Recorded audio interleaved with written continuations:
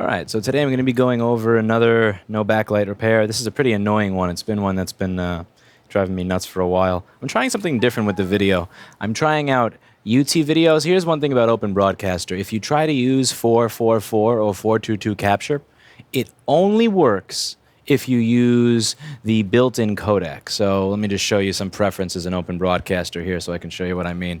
So if I'm in Open Broadcaster, right, and I go to Settings, when I go to output, in advanced, if I choose, instead of NV12, which is 420, if I choose 444, and I go to output, none of these options, and I do mean none of them, will work. It just is, it's inherently broken.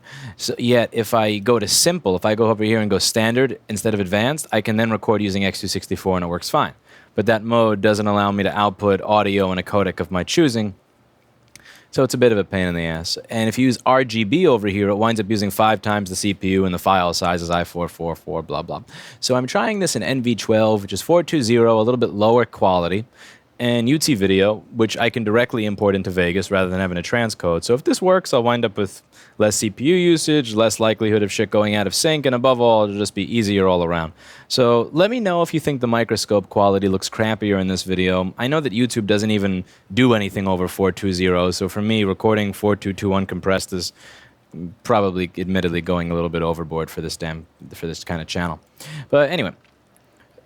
Well, I'm hoping that at least improves workflow a little bit, you know, maybe able to get more stuff out if I can edit it quicker and I'm not using up ridiculous amounts of drive space. So anyway, this is the backlight circuit. So what's going on with this board that's really pissing me off is that I get backlight for a quick second when it turns on and then it turns off, and it's a board that I've fixed backlight issues on in the past.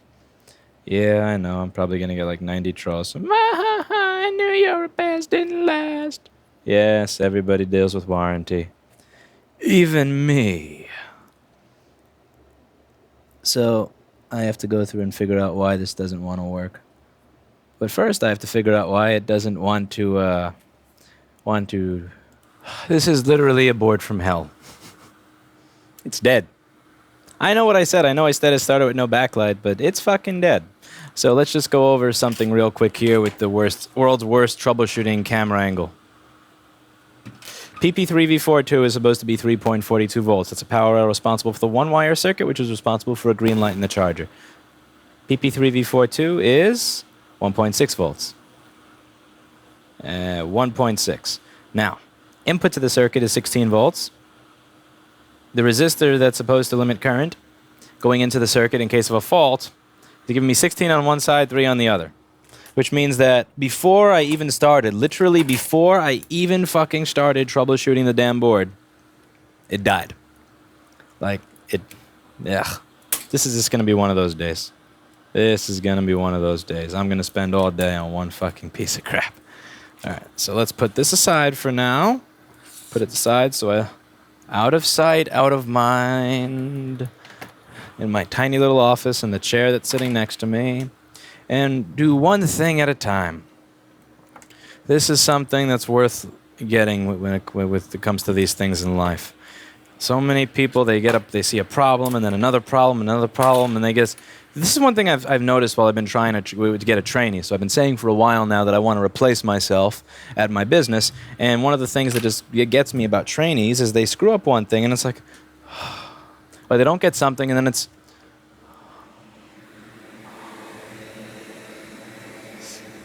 It's the look. It's always the look. It's always the look. That, you know, that just discouragement. And I try to do it in a reasonable fashion. I try to kind of feed people. Like, I try to feed people these little successes. But even if you feed them little successes, like the first time they fail, it's this huge discouragement. It's annoying. And you can tell. Which one of these resistors is the blown one? Which one? You or you? You or you? One of these friggin' days, but...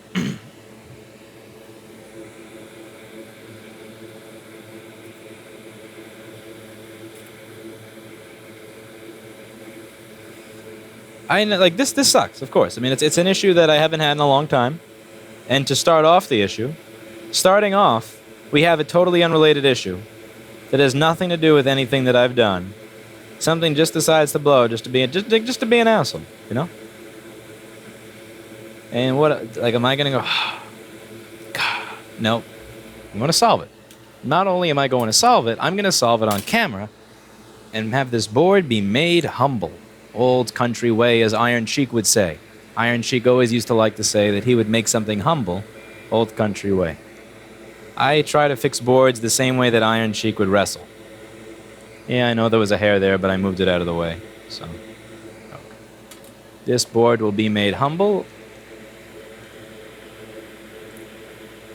As humble as can be.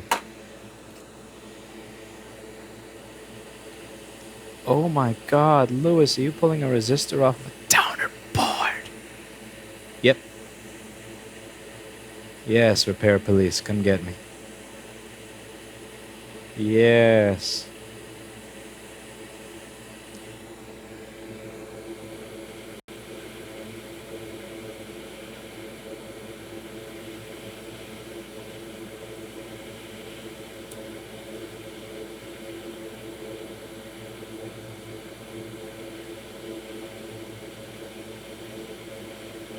Melt, you piece of shit. Excellent. Go in a place, you piece of shit. Excellent.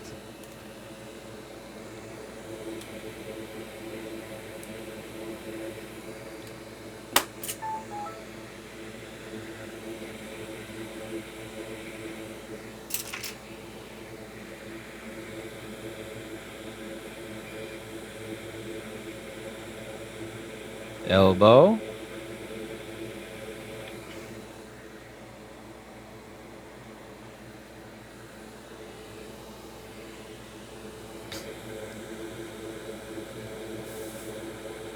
Bam.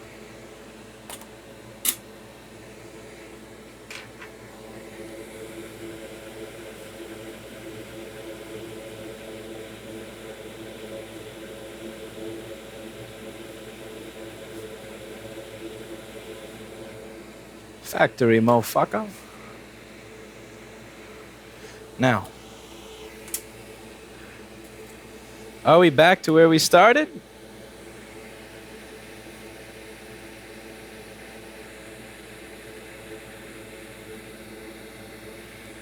We're back to where we started. It's not dead. Now we go over this backlight bullshit. Alright. Now we set ourselves up for some quiet and also some thinking. So when we look up here at the PDF, now the issue that I have with this board is that the backlight will come on for a second and then turn off, or should give me half backlight, and all sorts of really silly, odd things that don't make any sense in the context of what I'm used to fixing. So I'd have the board out of the computer, I'm going to plug the screen into the computer, and I'm going to have the board flipped over so that I can measure at different parts in the backlight circuit and show you what's going on. So, without further ado, I'm going to turn it on, and we're going to measure what's going on at different points. So one of the first points that I'm really interested in is I'm interested in measuring at backlight output. I want to know the voltage I'm getting on output because that's going to set the stage for all my future troubleshooting. All of my theories are going to be based on what I see at output. First things first, I have to wait for this POS to turn on. Because all these machines, when they do an RTC reset, they turn on, off, and then finally on again. All the 2013, 14, 15 errors.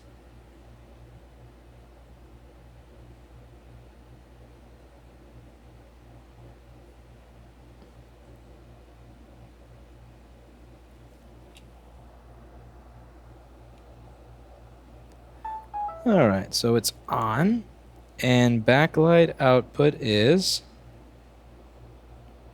nothing. Backlight fuse is 8 volts on one side and 8 volts on the other. So most likely it doesn't even see that there is a screen connected to the computer. So we're going to try again and just make sure that it didn't come unplugged. I'm going to unplug the unplug it, turn it back in, plug it back in, and let's see. So if you have 0 volts on backlight output and there's not a break in the line, usually what it means is that this transistor over here is not opening. And it's not opening because it doesn't have, because this voltage divider is not working. So this voltage divider over here is going to put lower voltage on the gate than on the source, which will allow power to flow. Now this voltage divider will only work if it has a path to ground. This voltage divider will only have a path to ground if these two transistors, which are N channel, have voltage in the gate, which allows them to open. I've gone over this in many previous videos. If that's confusing, go over my videos on how a transistor works. Now, this signal over here, EDP backlight enable, is not going to work. It's not going to pass anything. It's not going to do anything if it doesn't see a panel. So now I have 17 volts on backlight output. And that gives me a thing is, what this tells me is that it tried to boost. It put some honest effort in to try to boost, and then it failed. I'm kind of curious as to why it failed. So first thing we're going to do is we're going to check over here at backlight enable. Is backlight enable supposed to be around 2.7, 2.5, 2.7 volts? And let's see what we get over here. So backlight enable should be, I get 2.8 volts. All right, now we check backlight PWM. Backlight PWM is going to be what sets brightness. So I'm interested in seeing that, because even if it's being told to enable and turn on, if it's not giving me brightness, a brightness signal, then it's not going to turn on the light. If you turn the brightness all the way down on your keyboard, it's not going to turn on regardless of the fact that the machine's on. So let's just open the board view here. I love this new open board view software. It's so awesome. I was so cheap. I wasn't going to pay for this. Like, I feel bad saying that. It's just a lot of people messaged me before this thing was made, and they said, I would like to code this. What do you think this is worth? And it's like, I know that I've complained about it a million times, but it's just one of those things where I would just rather curse than pay 100 or 200 or 500 for board view software, so I never did. But now that it's finally released, I love it. All right, so let's see. So backlight enable is present, but backlight PWM is set to 0. Now, I want you to think about this. I want you to think about this real hard. What do you think is going to set the backlight PWM to be low? What do you think is going to tell this to have the lowest brightness at all times? One of the things that's going to tell it to have the lowest brightness at all times is something called the SMC Lid Signal. So the SMC Lid Signal is a signal that tells the machine that you have closed it. When you close the lid on the laptop, it turns itself off. It doesn't, well, I mean, it doesn't, it turns the backlight off because you've closed the lid. And the lid, tells it to go to sleep. And there's let's see. Now, in the old schematics, it would tell you which voltage for SMC lid means what. But they don't do that anymore. So let's find an older schematic, because in the older ones, it'll make a little bit more sense. So this is one for an older MacBook Pro. If I keep searching around on the SMC lid signal, here we go. So eventually, you'll get to a little part of the document like this. When the lid is lid open, SMC lid 3.4 volts. Lid close, SMC lid is lower than 0.5 volts. Okay, that's easy enough. All right, so let's see. SMC underscore lid. Where can I find the lid switch? Okay, I can find it right over here on 1, 2, 3, 4, fuck me. Okay, this resistor, SMC lid. So I'm going to measure that signal with the machine half out. Oh my Jesus, this sucks. Okay. Can I reach my microscope out this far? So I have the machine over here. Of course, right out of reach. Yeah. See, I have the machine turned around so that I could have the screen plugged in, but also measure it. Oh, that's not a nice sound. Poor fan. I'm sorry, fan. I'm sorry. All right. Can we get you under the microscope? Of course, you're just out of reach, you motherflower. All right. Let's see. Okay, so we're looking for 1, 2, 3. We're looking for the 6th resistor. And of course, it's too low as well. Go figure. All right, okay, I'll lift the microscope up a little on here. You may ask why I got rid of that articulating one. Well, I didn't get rid of it. I use it at the other station for the students. And the reason I don't use it for myself is because it moves back and forth a lot and it makes me dizzy. The whole idea with the articulating stands is that it's very easy to move around without having to, de-tighten things. So SMC lid is a straight up 0 volts, which means that, now this is interesting to me. Actually, no, it's not. I didn't have my ground touched. I'm on crack. SMC lid is 3.233 volts. But it should be, I don't know. I feel like that should be higher. 3.22. Something pulling down the lid switch?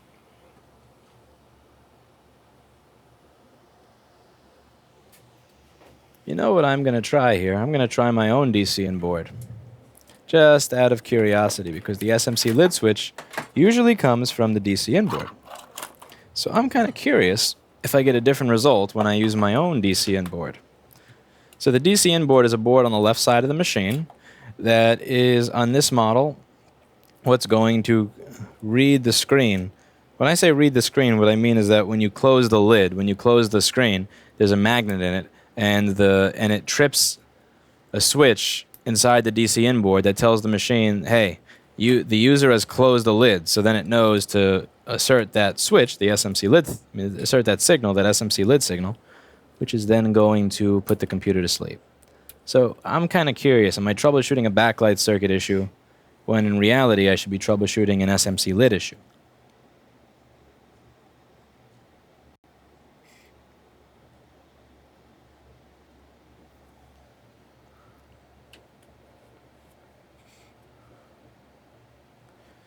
Yep.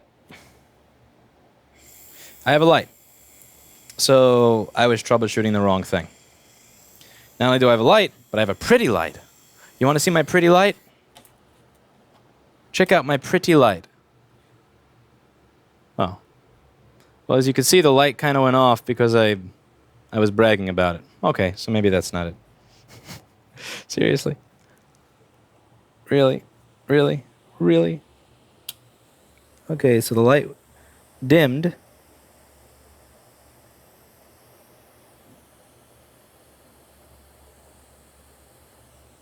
I wonder, did it dim because it hasn't had activity in a while? Or, well, first thing I want to do here is let's see what the SMC lid voltage is with my different DCN board, just to see if anything changed.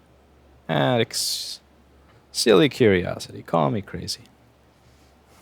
So if I were to measure SMC lid voltage with my different DCN board, yeah, with a different DCN board, SMC lid is a straight up 3.412. It's not 3.2. So it's a little bit different on some of these machines. So over here, it says on the schematic for the older machine, lid open, SMC lid 3.42.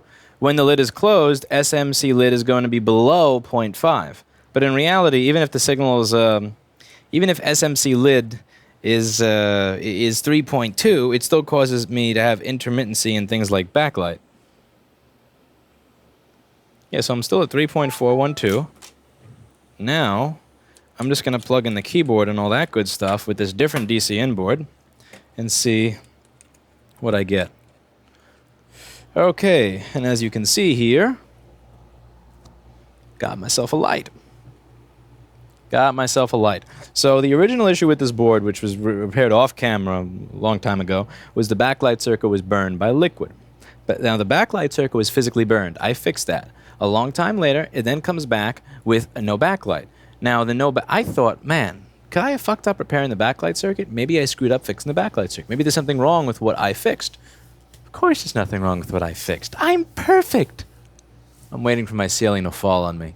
If there's any moment for God to cause the ceiling to fall on me right now, it would be the perfect opportune time. As I say that, I shouldn't say shit like that out loud. I'm going to get struck by lightning. But the whole idea here was that something else, a secondary issue existed, which then caused a symptom of the primary issue. So the secondary issue didn't re-cause the primary issue. It didn't cause the backlight circuit to become burned again. But the symptom of the backlight circuit being burned is the fact that I had no backlight. Now, the SMC lid switch being lower than it's supposed to be also causes no backlight. So I went back to my primary defect before I started thinking, wait a second. What would cause the PWM signal to be low? Again, this is all about following logic. So I go back through my backlight circuit. And I see, all right, the enable signal is there. It has the capability to boost. I saw you go up to 25 volts, so I know that this has the ability to boost. It has the ability to boost, but it's not boosting. It's being told to enable, but it's not enabling, but the PWM signal is missing. And when you Google LP8550 and you find the data sheet, you'll see that PWM is going to be what sets display brightness. Again, when I first saw Bickle Pum, I don't know what the fuck a Bickle Pum is, sounds like some foreign porn. But when I searched for LP8550, I get a data sheet from Texas Instruments that says that backlight PWM is going to be a PWM that sets the brightness, So I check, and there's nothing there. So I know that the machine has the capability to boost. I know my circuit has the ability to boost. For some reason, the system is telling the backlight driver to lower the backlight voltage to the lowest possible state. So why would it do that? And then I have to think to myself, this is where you have to be attentive. This is because this is one of the things that I tell people who come here. There are some people that want, they really need to know that when there's no backlight, I replace this chip and it works again. They think that this is what it is, and I wind up fucking traumatizing them when I walk them through these repairs. You have to become a detective. So my backlight circuit has the ability to boost. Check. It's being told to turn on, enable. Check. It's receiving voltage at the VIN pin of the backlight driver. Check. But the section that sets the brightness is all the way down. What in the machine would cause the brightness to be all the way down? What if I close the lid? And then we look up the lid switch. What's the lid supposed to be? Oh, SMC lid is supposed to be 3.42 when it's open. And for some reason, it's 3.2. Now, again, the manual here, it says that when SMC lid is below 0.5 volts, then it will assume that the lid is closed. But in reality, even if the SMC lid signal is much higher than 0.5 volts, thank you, bullshit Apple documentation, fuck you. I would love to see grade A under A fixed boards again. I would pay, like, if his Patreon had like $5,000 a month and it was fixed boards, there's a good chance I'd consider giving it, because like I think that would be the funniest shit in the world, just watching those two little stick figures go through all this. But yeah, the Apple documentation says 3.42 volts means that the lid is open, and below 0.5 volts means the lid is closed. But in reality, if the lid is even off by 8% it will screw with the system. The system was not going to sleep. It wasn't going to sleep. But the lid switch being low is causing the backlight to go iffy. So I think what's going on here is even if the system is still in an awake state, because whatever it is that detects whether or not to go to sleep wants to see it at 0.5 or below, I think the backlight circuit is set up to where the PWM signal is going to go down if it sees that the lid switch is even off 3% from where it's supposed to be. So yeah, literally, bad DC inboard, fucking up with my backlight circuit and wasting my morning. Fuck you, mate. Man, I would pay so much money to watch grade A under A fix a motherboard. That would be like the entertainment for the century for me. Anyway, with that said, I hope you learned something.